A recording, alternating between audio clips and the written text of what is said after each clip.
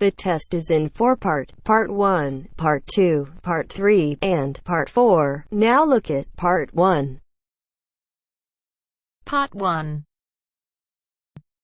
You will hear a conversation between two students about buying a used car.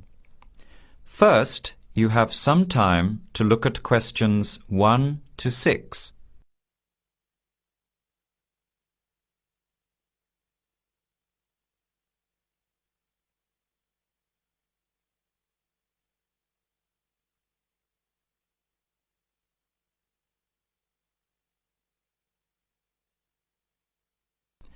Answer the questions as you listen. You will not hear the recording a second time. Listen carefully to the conversation and answer questions 1 to 6.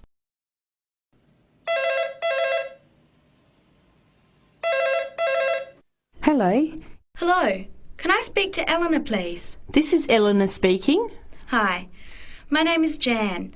I'm calling about the car that was advertised on the notice board in the Student Union building. Is it still for sale? Yes, it is. Your ad says it's a 1985 Celica, in good condition. It's old, but it has been well looked after. My family has had the car for 10 years. I'm just the third owner and my mother had it before me, so we know its history. We've got all the receipts and records. It's had regular maintenance and the brakes were done last year. It runs really well but looks its age. Why are you selling it, by the way? Well, I'm going overseas next month to study. I'll be away for at least 2 years, so I have to sell it. Unfortunately, it's been a good car. You want $1,500, is that right? I was asking $2,000, but since I need to sell it quickly, I've reduced the price. Would you like to come and take it for a drive? I don't live far from the university. Yes, I'd like to have a look. What time would suit you? Any time this evening is fine. Well, I finish classes at 6 o'clock. How about straight after that? Say 6:30? Great, I'll give you directions. When you leave the main gate of the university, turn left on South Road and keep going until you get to the Grand Cinema. Take the first right, that's Princess Street. I'm at number 88 on the right. So it's 80 Princess Street. No, it's 88 Princess Street and the suburb is Parkwood. You'll see the car parked in front. It's the red one with the for sale sign on it. Okay, thanks Eleanor. I'll see you later. Bye. Before you hear the rest of the conversation, you have some time to look at questions 7 to 10.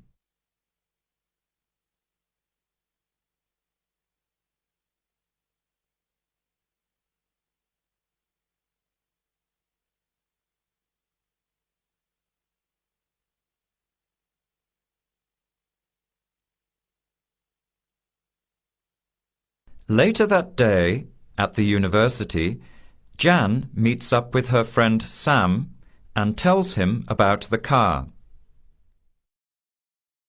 Hi, Sam. Hey, Jan. What's happening? I'm glad I ran into you. I've decided I have to get a car. You're going to buy a car? Do you really need one? I'd probably still be driving, except that my car broke down last year. Instead of getting another one, I just moved closer to the university and went back to riding a bike. Better for the environment, better for my health, and I save a lot of money. Did it really cost that much? Well, when you think of registration, insurance, rising petrol costs, parking plus maintenance and repairs, it adds up. I know it's going to be expensive, but I really need my own transportation. It takes half an hour by bus each way to university as it is. But now I'm working at night in the city. There's no way I want to hang around waiting for a bus late at night, then walk 3 blocks home alone. Hey, I think you've got a point there. So what kind of car are you looking at?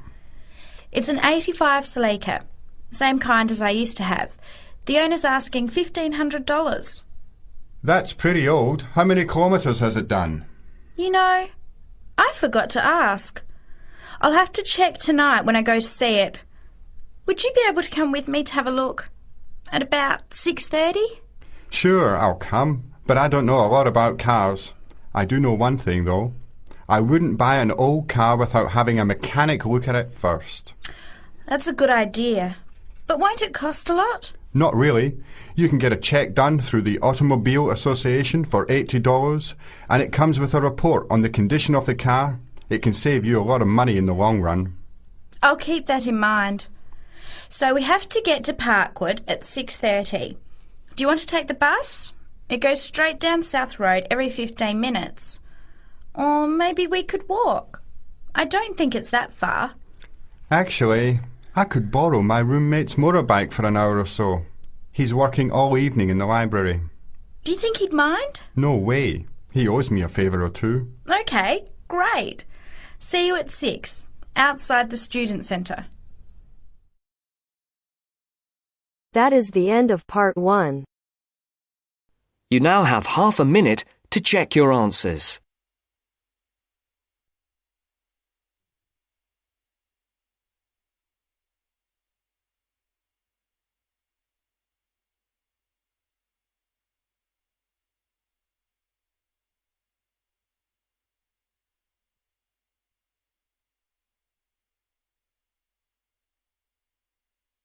Now turns to part 2.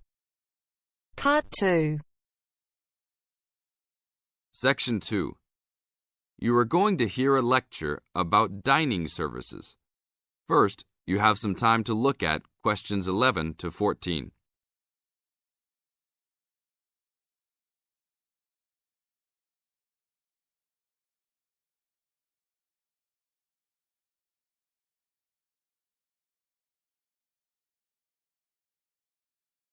Now listen to the tape and answer questions 11 to 14.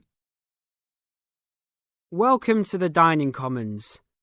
This is the newest facility on campus, and I'm proud to say, also one of the best. I know that all university students miss eating home-cooked food. Well, this year, we are hoping to provide students with food and services that will make you feel at home, even without your family. The administration has been listening to the voice of the students.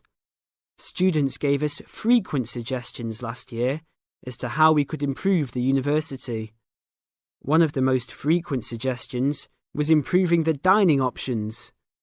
We have been working hard all summer to come up with ideas that will make student life in the dormitories more pleasant. One of the new options we are offering in the dining facilities is variety in student meals. Last year, there was a set menu for every dinner, so if students didn't like the food, there was no choice. Students had to eat whatever was served. But this new dining facility has 3 completely unique areas, each with a different theme. At every meal, there will be 3 options for students to choose from. For example, there might be Italian food at station number 1, which might consist of pizza and pasta. At station number 2, there would be American food, consisting of hamburgers and hot dogs. At station number 3, there could be vegetarian soups and salads, accommodating all the vegetarians. We hope that with the greater selection of food, all students will find something to their liking. Now look at questions 15 to 20.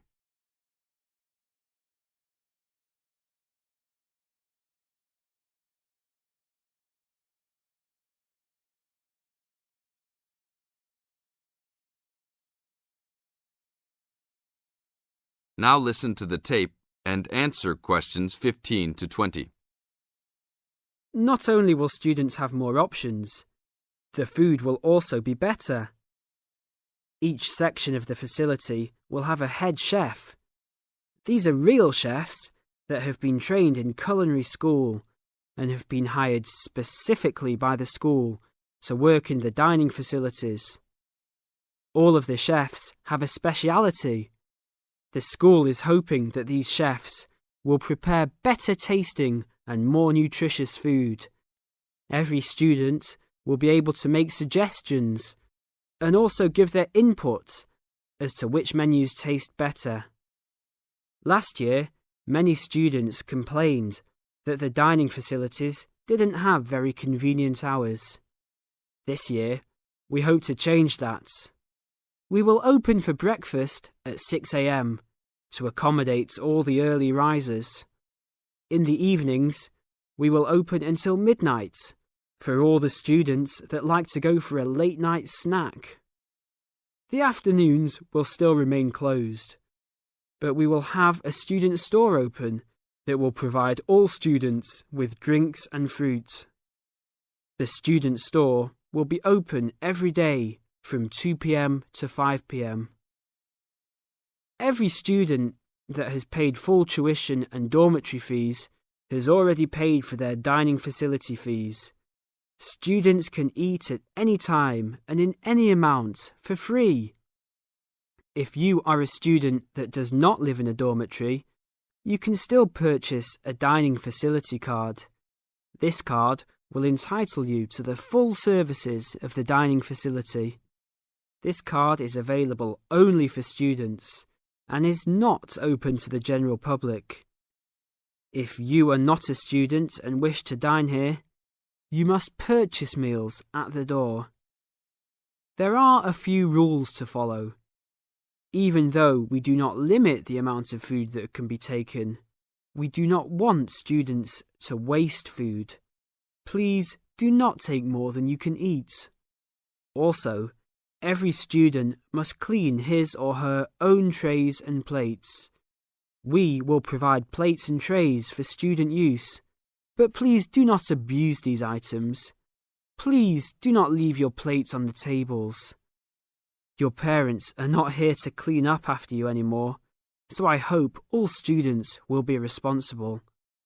Thank you for your attention and enjoy the upcoming year. That is the end of part 2. You now have half a minute to check your answers.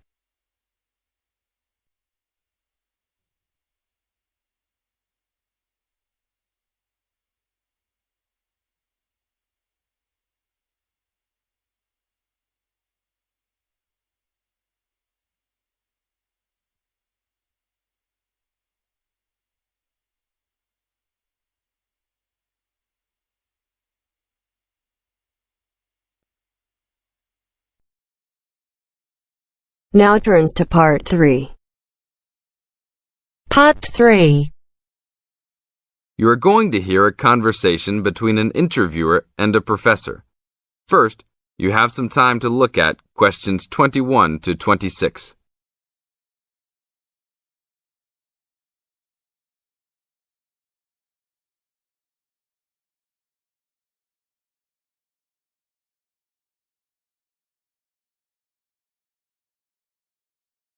Now listen to the tape and answer questions 21 to 26. Today I'm here with Professor Nittick, who is our new university president. He has been a professor for 20 years and teaches many of the best classes on campus. I know many of you have had him as a teacher and know of his brilliance. Good morning, Professor Nittick. Thank you for stopping by the student station. Thank you for having me here. It is always great to get to meet many of the students who are involved with our school. I haven't been here since 2 years ago. Yes, I remember at that time you were still teaching every semester. 2 years later, you're only teaching every once in a while. But it seems like you are still always busy. The administration world is just as busy as the teaching world for you. How do you stay in touch with the university, even with the change in your everyday duties? I try to stay in touch with what is popular with the university students. I usually spend time with as many students as I can. They usually give me insight into what the new concerns and beliefs are for the new generation. On top of that, I try to be as youthful as I can. I consider myself to be youthful, at least for my age. So I always have a good time and try to stay young. I try my best to not just be a teacher, but also participate in university life. Interesting. So, are you still doing lots of academic work, or are you mostly concentrating on administrative affairs? Well, I mostly do administrative affairs now, but that doesn't mean that I still don't have a very deep interest in academic matters. I often visit other campuses around the world and meet other professors in my field. I learn the most by travelling and seeing the different places of the world and the different fields of thought. I even did a television programme last month in Manchester. Will you be on television any time soon then? Well, you can call the television station and see if I will be on television any time soon. Maybe I will be on the news report. I don't think it is really that significant, though. Oh, really? That sounds great. I will remember to look out for you. Let's move on. With all your busy travelling recently, how do you find time for your personal life? I try to keep my university life separate from my personal life. Sometimes it's hard to find time to just take my wife and 3 kids out for a family dinner, but usually we all manage to get together every few days. I'm taking a few weeks off next month to take my family down to South America, to Brazil for a few days. I can't wait to just sit on the beach. Wow, that sounds like a wonderful trip. Professor Nittick, could you tell the audience a little about what goes on in an average day of a university administrator? An average day? Oh, I don't think there is such thing as an average day for me. The last few weeks I've been travelling all the time. I can be in Los Angeles in the morning and in New York by the afternoon and back to Los Angeles by the evening. Sometimes I will spend the whole week at a new university, showing the new administrators the ins and outs of running a university. Sometimes I can spend the whole day in the office on the phone, so there really is no average day for me. I guess that is because I do so many different tasks. Sorry to let all the viewers down, but that is the plain truth. Now look at questions 27 to 30.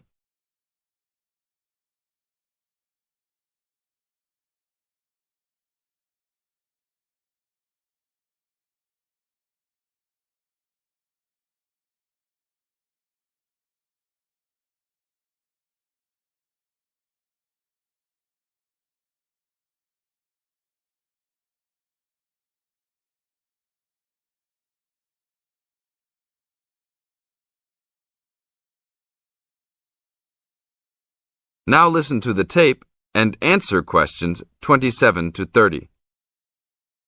Well, I guess I can sum it up for them. You are a busy man. That is probably a good description. So, are there any immediate plans for the coming few weeks? Well, I'm in Los Angeles for the next 2 days, and then I fly to Colorado to meet a new prospective professor for our university. I will be in Colorado for about a week.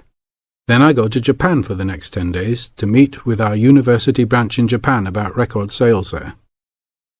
After that, I return to Los Angeles for a week, just in time for the graduation of the class of 2001. There you have it, my next month's schedule. Thank you very much, Professor Nittick. I always enjoy having you on our show. We hope to have you back on our show next time.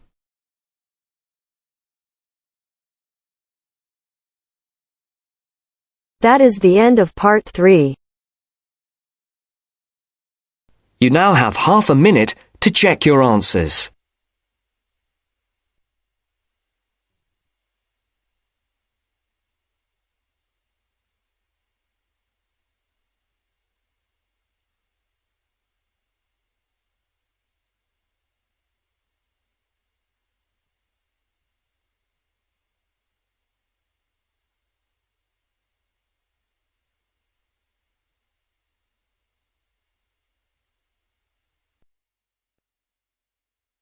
Now turns to part 4. Part 4. You are going to hear a lecture on William Kidd. First, you have some time to look at questions 31 to 40.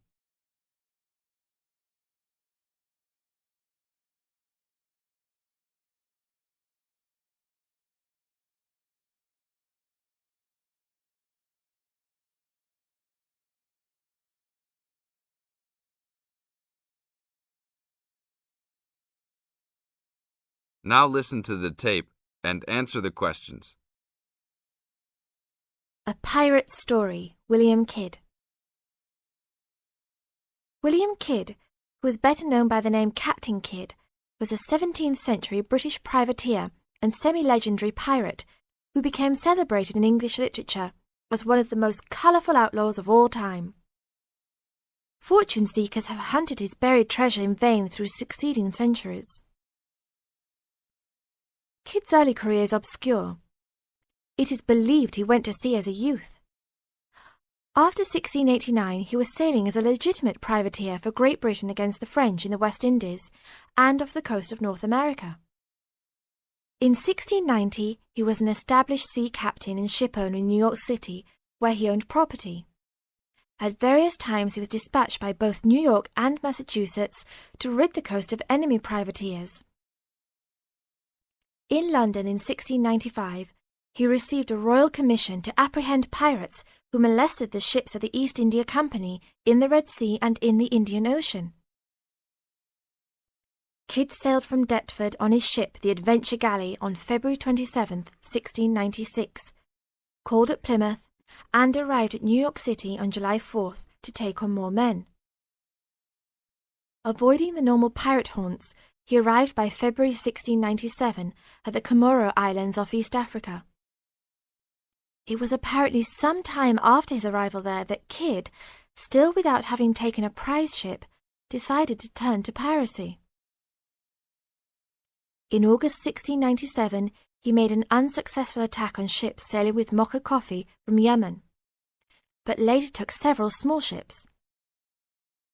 His refusal 2 months later to attack a Dutch ship nearly brought his crew to mutiny, and in an angry exchange, Kidd mortally wounded his gunner, William Moore.